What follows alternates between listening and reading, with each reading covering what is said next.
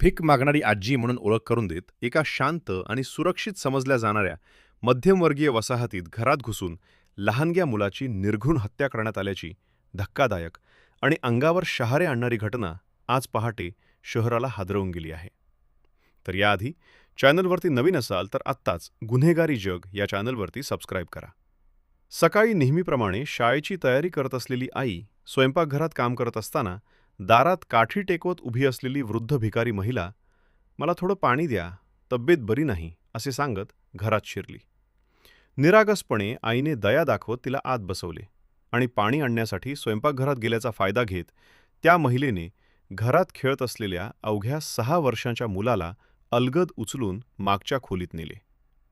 काही मिनिटातच घरातून येणाऱ्या असह्य किंकाळ्यांनी संपूर्ण घर आणि शेजारी हादरले.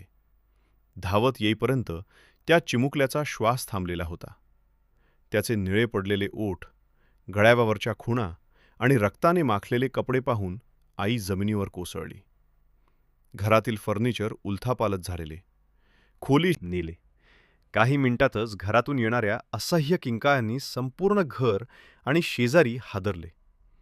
धावत येईपर्यंत त्या चिमुकल्याचा श्वास थांबलेला होता. त्याचे निळे पडलेले ओठ, गळ्यावरच्या खुणा आणि रक्ताने माखलेले कपडे पाहून आई जमिनीवर कोसळली. घरातील फर्निचर उलथापालथ झालेले, खोलीत भीषण शांतता आणि त्यामध्ये निष्पाप मुलाचा निर्जीव देह पाहून शेजाऱ्यांच्या डोळ्यांत पाणी आणि मनात भीती दाटून आली.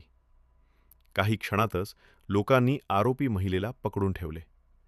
ती गोंधळलेल्या अवस्थेत काहीही स्पष्ट न सांगता हसत असल्याचे प्रत्यक्षदर्शींनी सांगितले.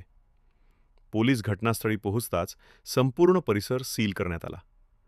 प्राथमिक तपासात ती महिला मानसिकदृष्ट्या अस्थिर असून पूर्वीही विविध भागात भीक मागण्याच्या नावाखाली घरांमध्ये शिरून चोरी व संशयास्पद हालचाली करत असल्याची माहिती समोर आली आहे.